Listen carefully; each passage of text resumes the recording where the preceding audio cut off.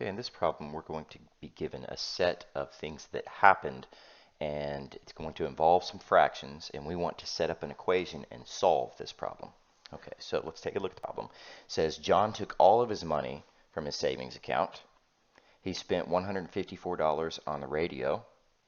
4/7 of what was left he spent on presents for his friends. And of the money remaining, he put 5/11 into a checking account, and then everything that was left he put into charity, which was $360.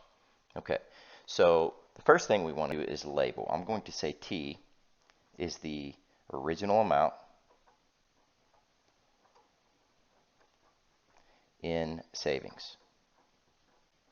Okay, that's what amount he started with, and John took all that money out, so he now has all that cash, and the amount of cash is going to be T. That's what he's going to start with. Okay, so what we're going to try to do is set up an equation that takes into account that he spent $154 and 4/7 of what was left on his friends, and then 5/11 of what was left after that into checking, and it's going to be equal to $360. Okay, so let's do the first step. He started with T, and he spent $154. Okay, so T minus $154 takes care of the radio. Okay, now he spent 4/7 of what was left. Okay, well, this is what was left, right?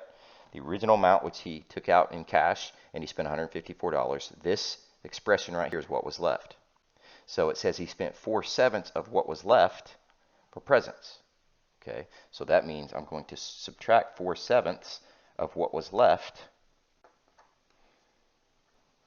Okay, so now we've got the radio, and this is the presents.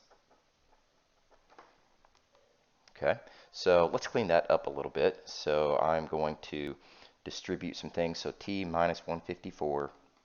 Distribute the negative 4/7 to the T. So that's negative 4/7 T. And negative 4/7 times negative 154 is going to be 88. Okay, and if we combine these together, first of all, our number, negative 154 and 88, make negative 66. Okay, and how do I combine these two? Because this doesn't have a fraction and this one does. Okay, well, when you have something like that, remember that the number in front of T, there's no other number, is a 1. Okay, so you can change a 1, I'll write it over here. 1 can be written as any fraction that has the same number on top and bottom. So 1 is equal to 7/7. Okay, 7 divided by 7 is 1, which is the number here. The reason we chose 7 is because that's the denominator of this fraction. Okay, so it's going to end up being, let me write that out front, 7/7t minus 4/7t. So 7 minus 4 is 3. So I get 3/7t.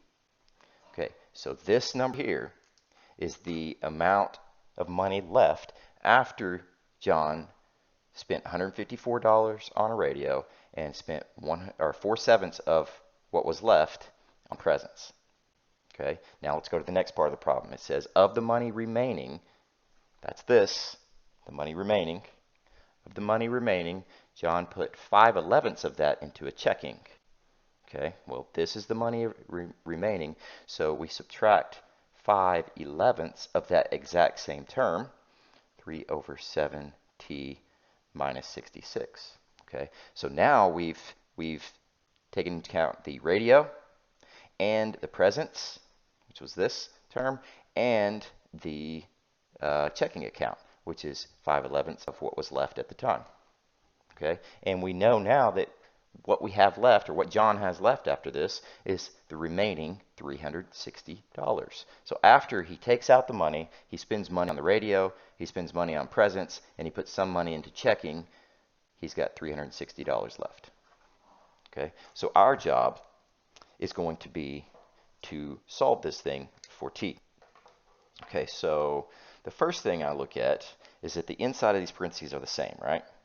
So this is a 1 in front of here, and this is a negative 5/11. So again, I'm going to write the 1 that's out in front of this parentheses as any fraction with the same number on top and bottom. I want to choose 11 because that's the denominator of this, so 11. Okay, so 1 is equal to 11/11. So we put 11/11 out here, And now we have the same common denominator. So 11 minus 5 is 6. So we end up getting, after combining these two terms, we get 6 over 11 of the inside. 3 over 7t minus 66 equals 360. Okay.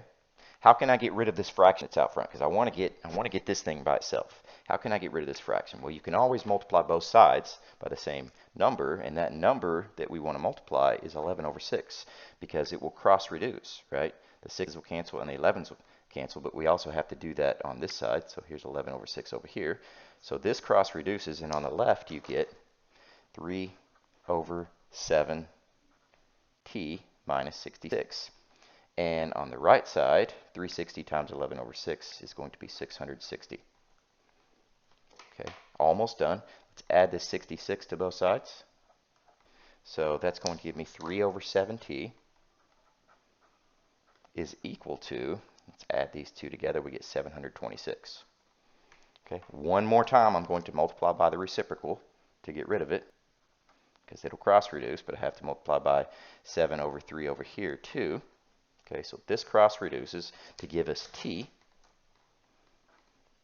And if I multiply 726 by 7 over 3, I get $1,694. So that is the amount that was originally in the savings account.